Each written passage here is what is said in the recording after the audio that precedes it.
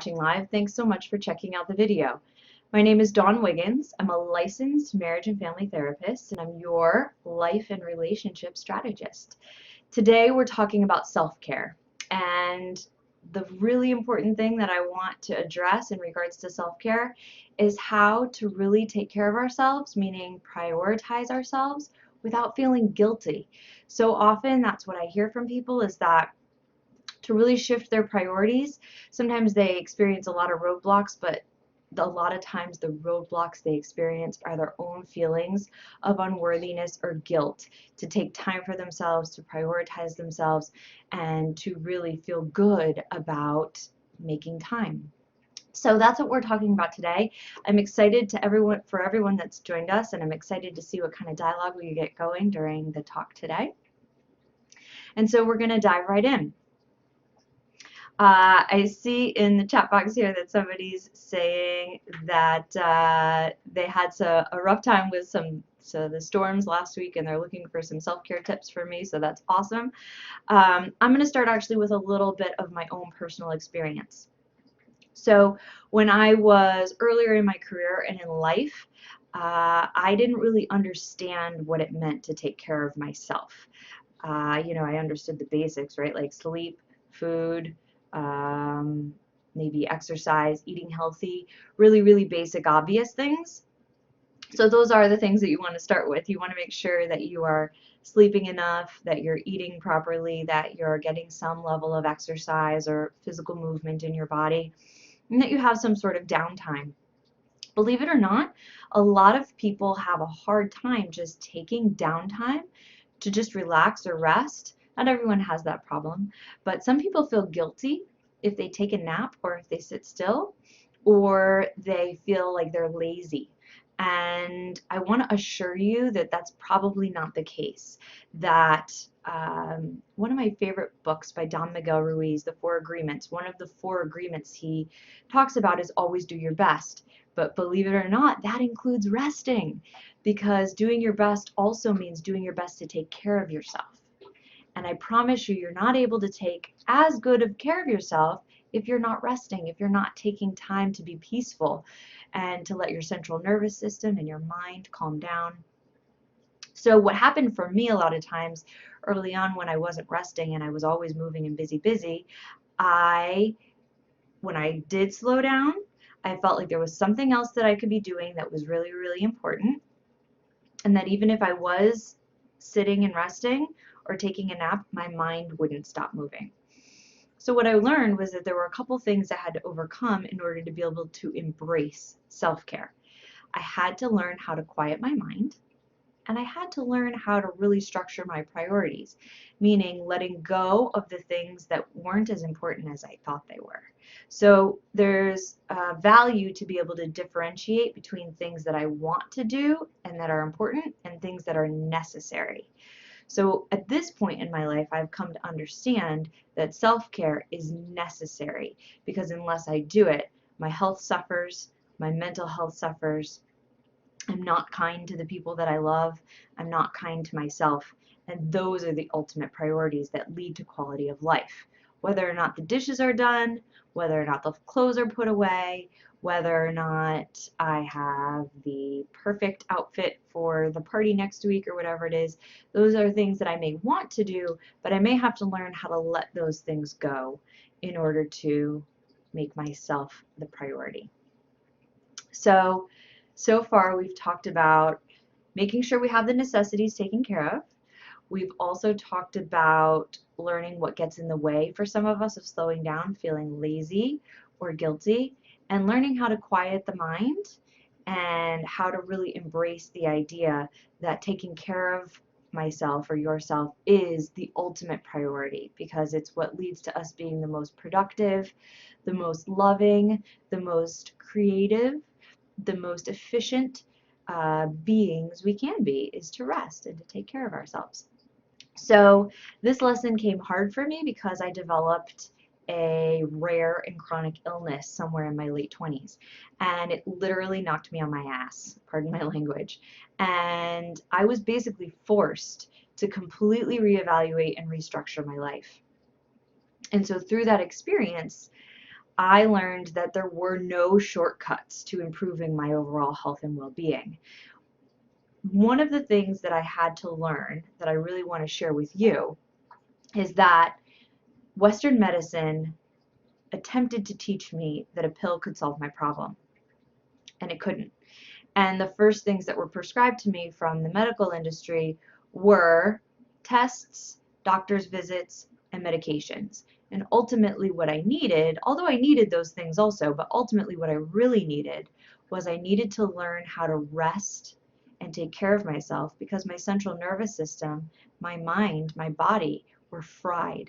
And that happens to a lot of us and can show up in a lot of different ways. It might show up in like exhaustion, restlessness, fatigue, poor sleep. It might look like excess weight, low energy, poor mood, a lot of different things. Or it may show up like as illness, like it did for me.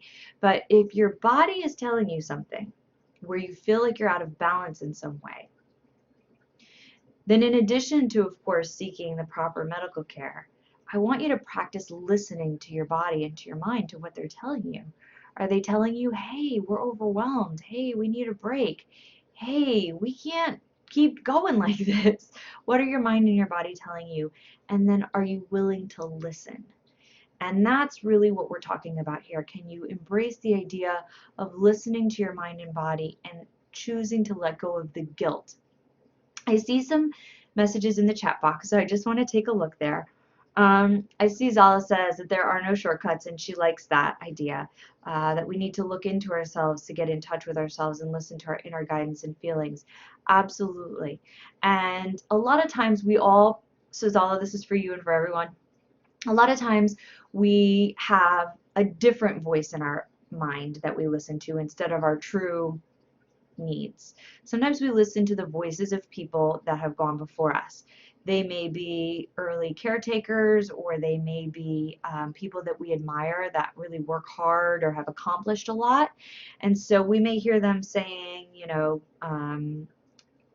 not going to get anywhere unless you take action, or in order to achieve, you need to do your footwork, or lazy people never got anywhere. I don't know, I'm just kind of making stuff up right now, but if you have some of those voices in your head, I don't mean literal voices, but thoughts that you think.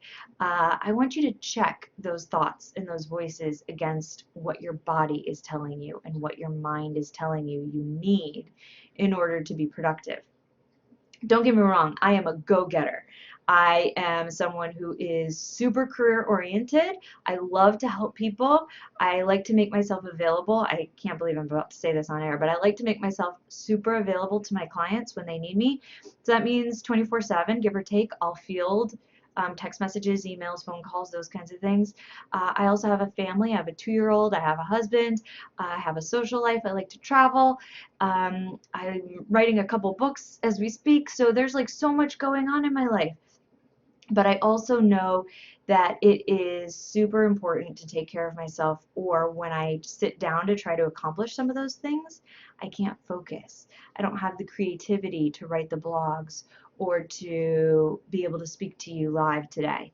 I feel blocked or overwhelmed or anxious. And so I know that I can only accomplish all of these things that I love to do if I've first taken care of myself. And so that has really been a shift over time that I learned. And I really want to tell you that as your life strategist, if I could give you a prescription, it would be to learn how to slow down your mind and how to embrace your own well-being. So you may wonder, how do we do some of those things? How do I slow down my mind? How do I take care of myself? I want to address that, but I noticed there's something else in the chat box. I'm just going to check in. I have better and worse days when taking care of myself becomes a challenge. I do it sometimes, but not all the time. That's a really great point. So some days it feels easier to take care of ourselves than others. And that's usually, I would love your feedback, but it's usually when we feel a lot of pressure to perform. So when there's a lot of perceived expectations out there, when people are relying on me. that completely resonates with me. When people are relying on me to do something, it's a lot harder for me to prioritize myself because I feel compelled to deliver on what they're expecting from me. And that's a true adjustment that takes time to make. To be able to say, I value and respect other people's time, and I value and respect the agreement that we made with each other. But more than valuing someone else, I value myself. And I'm going to demonstrate to them how important they are by acting on how important I am. So let me give you an example. Probably about 8 years ago, I was really struggling with my health, and I had a client where I had to cancel a session. And I was really concerned about canceling that session because this client was having a really rough time, and I knew they were going out of the country for a few weeks. And so I really felt like I was letting them down. But I understood literally that I could not have functioned in that session because I was not well. And so we canceled the session. I apologized profusely. And when we met, when she came back into the country and I was feeling better, she told me that had we met, she would have completed the homework assignment that I had given her prior to our session. But because we canceled the session, she procrastinated like a lot of us do, and she ended up completing that homework assignment while she was out of the country in a place that was very dear to her. And she ended up having an awakening, an experience, an awareness from completing that homework assignment in that other space where she had the time, the energy, the intention to complete the homework assignment, and she was really open to the results. And in that moment, she gave me a gift. She showed me that when I let go of performing to take care of someone else's needs instead of my own, that I could be removing an opportunity to take care of myself, and an opportunity for somebody else to figure out how to do it. That this isn't about you being dependent on me. This is about a relationship where we work together and you don't need me. We get to have each other. We get to be a part of each other's lives. But you don't need me in order to function or survive. I don't need you in order to function or survive. And that even if I can't perform on a given day, that it's going to be okay. And we're all going to figure it out. Now, if it becomes chronic, where we're letting other people down chronically, then that's something that we want to look at.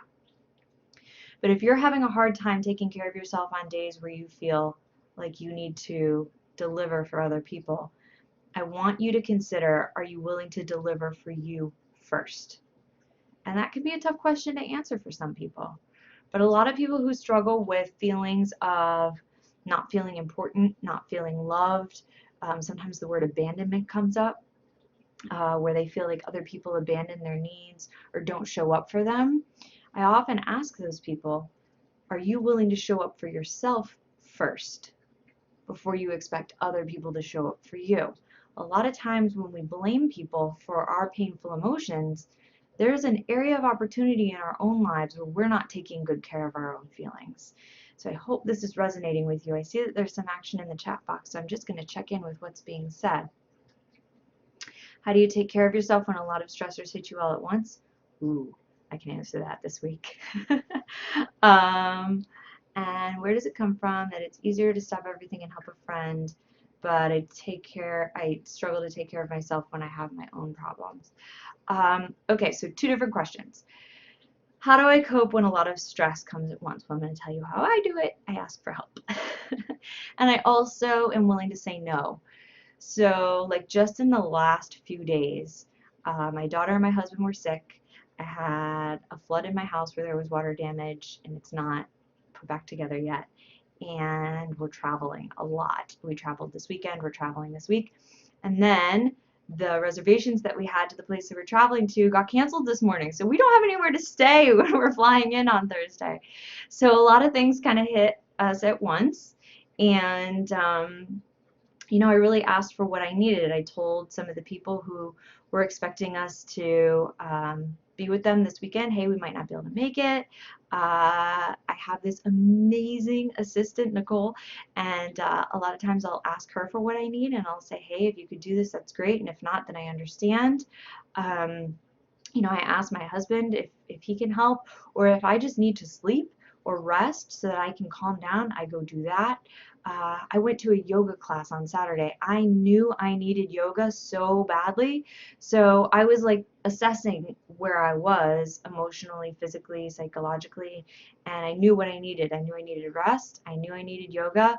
The yoga was good for my body. It helped me to literally work out the tension in my body, but it also is a very spiritual process for me, so I knew that that would help me calm down. And then I needed to problem solve, right? I needed to address some of the stressors. And so I did that. I called the water remediation company, and I reached out to Airbnb today. Whatever it is, I worked with it. I canceled my daughter's swim lesson because it was going to be too much to try to get her there and do with all this. So it's kind of take one thing at a time, do what you can, and then assess what your mind and your body need when you have a lot of stressors at once, and be willing to do those things for yourself. To the question about why is it easier to help somebody else than it is to help myself, it's usually an issue of self-worth, and it may not look like it on the surface. This is one of those things where you have to really be willing to kind of dig deep and check in. But a lot of times, and this resonates with me, this question, I sometimes, especially historically, not as much today, but I would historically feel more rewarded or more fulfilled if I can help someone else than if I help myself. But that goes back to this, if I help myself, am I being selfish? Am I being lazy? Am I letting someone down? As opposed to if I go and I help somebody else, then I get really positive feedback and I get validation, ideally, and that validation helps me to feel good about myself. So it's about switching from needing the validation from a friend or a loved one and being able to give ourselves that validation by saying, hi, Dawn, I see you, and I see what you need, and I'm willing to give it to you. And I know that there's a lot of people out there that need a lot of stuff, but there's not enough of me to help all of them. And the person that I can impact the most is me. And so I'm going to take care of myself. I'm going to value myself enough to say, I love you, and I'm going to take care of you. And that may sound totally cheesy to you guys, but that's really where it is. It's about willing to say, I embrace me, I love you, and I want to help you, and I want to be there for you, but not at my expense. And if that happens sometimes, then that's okay, right? Like if like even with all the stress this weekend, my husband really, really, really wanted to go out of town. He wanted to go on this fishing trip, and he was so excited. And so even though there was something inside of me that said, I need to stay home and I need to rest and I need to not be in the car and I need to not be like adding traveling to our plate, I said, my husband never asks for anything, and so I'm going to push through and I'm going to do this thing and we're going to go. And it ended up being fine. If that was something where I like consistently ignored what I believed that I needed in order to meet somebody else's needs, then that would be a flag. When things become consistently a problem, when it starts to create unmanageability in your life consistently, then it's a flag. But if it's something that's occasional where you put someone else's needs before your own, that's totally okay. But typically when you're prioritizing yourself and you're taking care of your own needs, we have more energy, more willingness, and more desire to help others and be there for them because we have the energy, we have the compassion, we don't feel starved and exhausted and withered ourselves. So sometimes it takes a while to shift this mentality, but if you're willing to make the long-term investment, it really works. So I'm going to check back in with the chat box. Since I live so far away from my friends, I cannot stop and go over to help them for 5 minutes. So it's easier to say no and feel okay about it. That's a really good point. that if somebody's just down the street, or if somebody's calling and they say I need to talk, it's harder to say no when they're calling and they need to talk versus if they're far away and you can say no. And so that what we're really talking about there, I hope this lands, but what we're talking about is giving ourselves permission to say no without needing to build our case. So when somebody's out of town and they're asking for help and it's like, I'm sorry, it's just I can't fit it into my schedule, it's too far away, I really wish I could be there, that whole I'm out of town and I can't, we're building our case as to why it's okay for us to say no, as opposed to just saying no and feeling okay with it because that's what our truth is. And I do think that it is a skill to learn how to know what your truth is, like and that's part of what a strategist, a therapist, a coach are important to help you do, is to learn what is a distortion and what is a truth.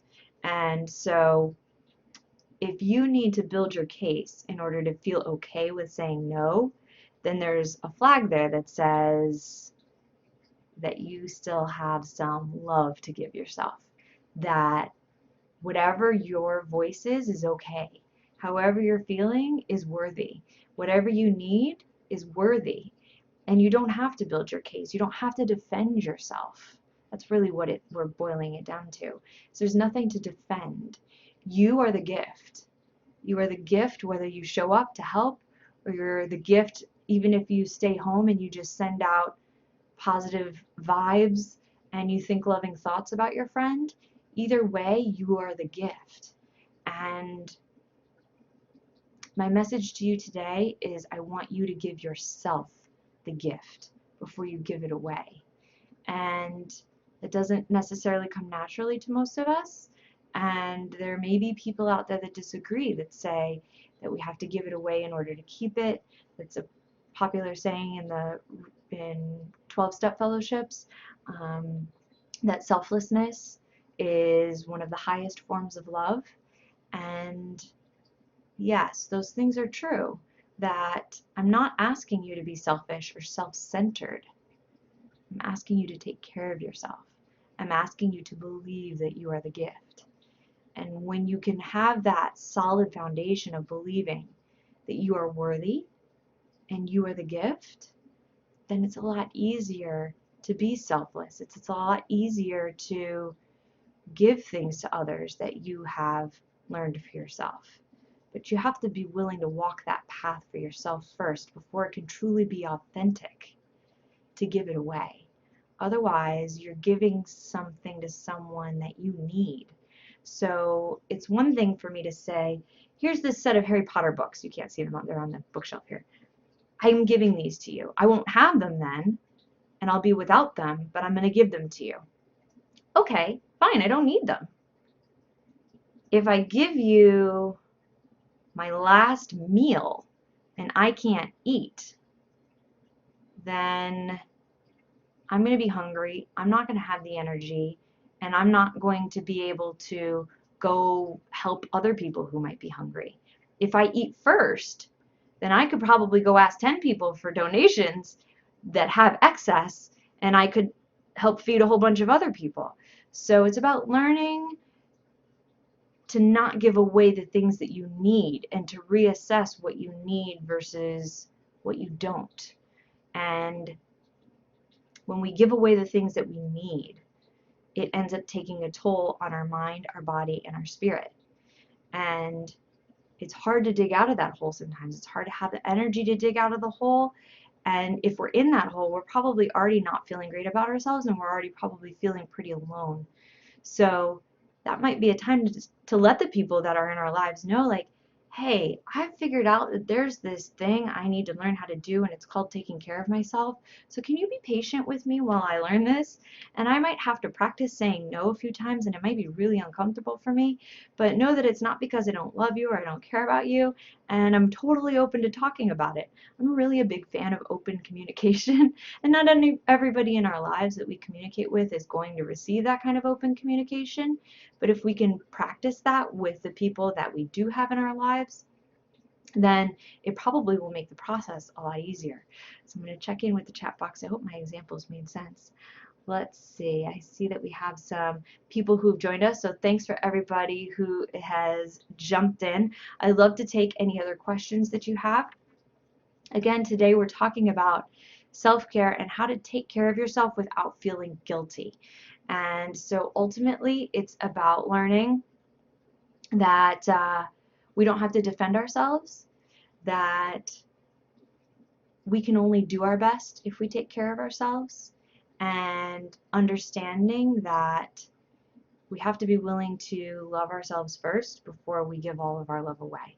And I know that when I was younger, I knew that saying, like learn to love yourself first, but I don't think I really knew what it meant. And part of learning to love myself was about receiving love. So self-care is about receiving love from myself, but I also had to let other people offer me love and be willing to receive that love from others without feeling guilty. So when people that were really close in my circle offered to help or offered to show up for me, and they did it from that open-hearted place, to just receive that and say thank you without feeling obligated to return the favor, without feeling guilty for receiving it, that unconditional love and compassion helped me understand how self-care works. It helped me understand how loving myself works, because I was able to experience that sensation when somebody else offered it to me. So know for yourself that if you have a hard time receiving things from others without feeling guilty, that's blocking you from taking care of yourself without feeling guilty. So practice receiving compliments, receiving gifts, receiving acts of service without feeling guilty or ashamed or saying, oh, it's nothing. And I do this all the time. I'm sure that some of you that are watching this right now have heard me say, what did I do? I didn't do anything. So that's an area of opportunity for myself even to just say, thank you for your kind words. And thank you for your time. Thank you for your effort. Thank you for caring. Thank you for loving me. And just being okay with that. And so those are some of the ways that I learned to love myself. So I see I have a question in the chat box. Dawn, what would you say to someone who has lost themselves and forgetting to take care? How do we start? What can we do not to feel overwhelmed or to take a small step? So taking a small step, I would say, would be making conscious time in your day to take a break and practice one thing, like to take a bath or to listen to your favorite music or to take deep breaths. Like consciously schedule, let's say start with 10 minutes and put away all the interruptions, especially the phone, especially the computer. No screen time. 10 minutes of peacefulness. And that is often for a lot of people really hard. There was a Buddhist philosopher that once said that all of man's problems come from not being able to sit quietly by himself in a room for an hour. So start with a small chunk of time, 10 minutes, and take that time. Another small step that you can take for self-care is setting a reasonable bedtime and sticking to it. Sleep hygiene is huge for self-care. So that might require setting limits around work or, again, screen time with the phone or computer, but really making sure you get adequate sleep.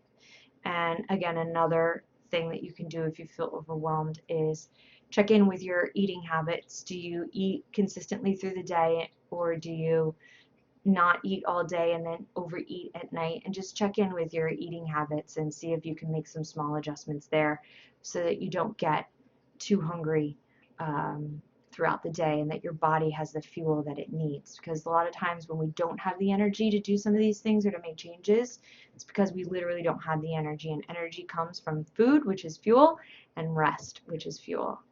So I hope that helps, Zala, in answering your question. So I'm hearing that there is a business coach out there, Marie Forleo. She closes her company for 2 weeks each year so that her and her employees can take care of themselves.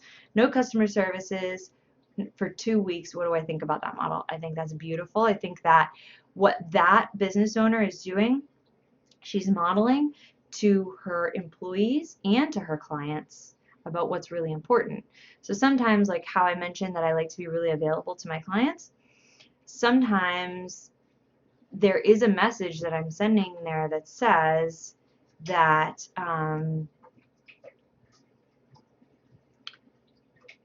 that it's not okay to rest, or it's not okay to take breaks, that you have to always be on. And so what I've learned recently is that when I go out of town or I take breaks, I do field my calls to my assistant, or I ask other team members that I have, meaning other therapists that I work with, to take care of the literal office where I work, or to field any calls for my clients. So I too have embraced this idea of really doing the best that I can to completely disconnect from work so that I can concentrate on myself and my family, and asking other people to cover me for those times. So I wouldn't be absent of customer service completely, but I would let my clients know ahead of time, hey, this is the scenario. If you have something that's emergent, here are some people you can reach out to. So I think, again, that's a lot about networking and building a support system. Having a support system makes it a lot easier to not feel like I have to deliver constantly, because I have some other people that can help share the burden in times of need. That happened for me when I was pregnant, and after I had my daughter, I needed the help of my coworkers. There's a lot of people that I asked for help to help bridge the gaps. My clients had to do without me for, a few weeks, and I think that does model that, hey, it's okay. I believe in you. I believe that even if I'm not there, that you can find a solution, even if I'm not the one that gives it to you. So sometimes, for that particular coach, she's modeling an opportunity to problem solve to her clients. Okay, we've been working together. Now practice what we've been working on while I'm away. So I hope that answers your question and makes sense. Yes, organized differently. Same customer service quality, but organized differently. Absolutely. And I'm a big fan of modeling and of giving people opportunities and saying, like, hey, maybe you had this opportunity and you didn't handle it the best way that you could have, but you'll always get another opportunity. So let's say that business coach is out of town for a couple of weeks and her clients struggle with something, then that's grist for the mill, I call it, in a therapy session, right? We can talk about that. What didn't work, what did work. So then I'm learning, then the client's learning, and it offers an opportunity to dialogue about the relationship. And that's really what we're talking about here, is a relationship with ourselves and our relationship with others. Do we struggle with obligation, with heaviness, with guilt, or do we feel okay to have our voice and to ask for what we need? So I just see all those things as opportunities to navigate with our clients. Some clients that's not going to work out with, not everybody always agrees, and not everybody's always willing to navigate or negotiate. And that's okay. Diversity is what makes the world a beautiful place. I'm a big fan of opinion over judgment. And so another way to take really good care of yourself is to not take things personally.